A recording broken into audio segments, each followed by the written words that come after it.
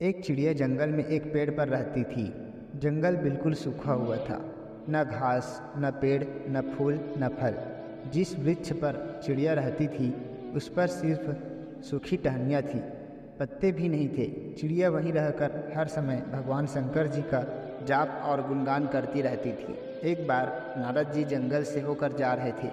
चिड़िया ने देख लिया, तुरंत आकर बोली, नारद जी आप कहाँ जा रहे हैं? नारद जी ने कहा, मैं भगवान शंकर जी के पास जा रहा हूँ। चिड़िया ने कहा, भगवान शंकर मेरा बड़ा ध्यान रखते हैं, मेरे सूखे जंगल के बारे में उन्हें पता नहीं है शायद। कृपया उनसे कह दीजिएगा मेरे जंगल को फिर से हरा भरा कर दे।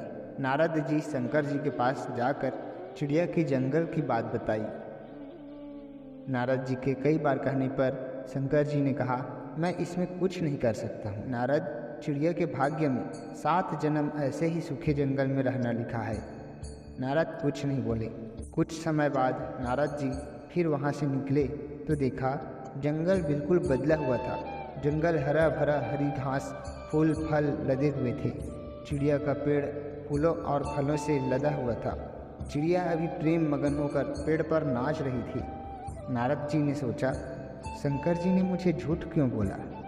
नारद जी ने शंकर जी से जंगल के हरे भरे तथा चिड़िया के बारे में पूछा तो शंकर जी ने कहा कि मैंने चिड़िया को कभी कुछ नहीं दिया, फिर भी वह मेरा गुणगान करती रहती थी। उसी की भक्ति, विश्वास और प्रेम की वजह से मुझे 7 जन्म काट कर सब कुछ चिड़िया को देना पड़ा। ऐसे दयालु है हमारे भोलेनाथ। दोस्तों, कहते हैं ना, कर्म करो, फल की चिंता मत करो। इसी प्रकार हमें सिर्फ अपने कर्मों पे ध्यान देना चाहिए। फल देने के लिए हमारे महादेव तो बैठे ही हैं। दोस्तों, यह कहानी आपको कैसी लगी कमेंट करके ज़रूर बताना। वीडियो को लाइक करके शेयर ज़रूर करना। धन्यवाद। हर हर महादेव।